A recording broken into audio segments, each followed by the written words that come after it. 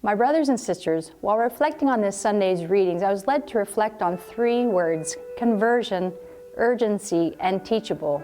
Now Jesus went out in the Sea of Galilee and visited Peter, Andrew, James, and John, and called them. And he said to them, he spoke in their language, he said, "Come with me, I will make you fishers of men."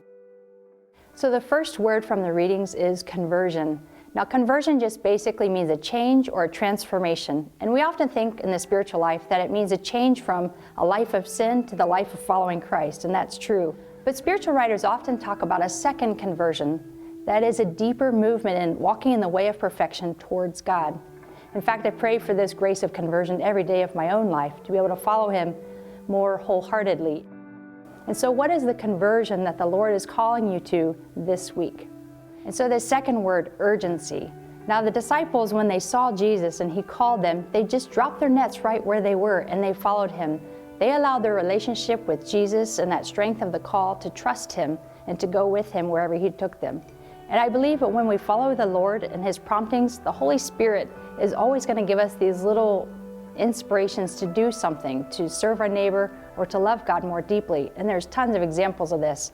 You know, every day we can experience these promptings. For example, if we're in a grocery store and we see somebody who needs a word of encouragement, to maybe just offer them that word.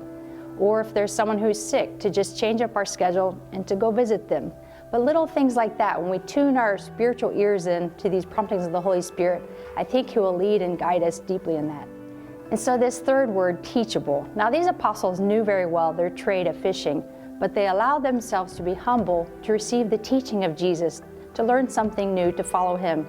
I know that as we get a little bit older, sometimes we get set in our ways and we want to do things our way, but to always have that spirit of being teachable, to be able to be taught by the Lord and by others. It's even just a good relationship skill to recognize that every single person has something that they could teach us. And if we're truly open to the will of God and to allow Him to teach us, we'll really grow in our spiritual life as well. So teach me your ways, O Lord, guide me in your truth, and teach me.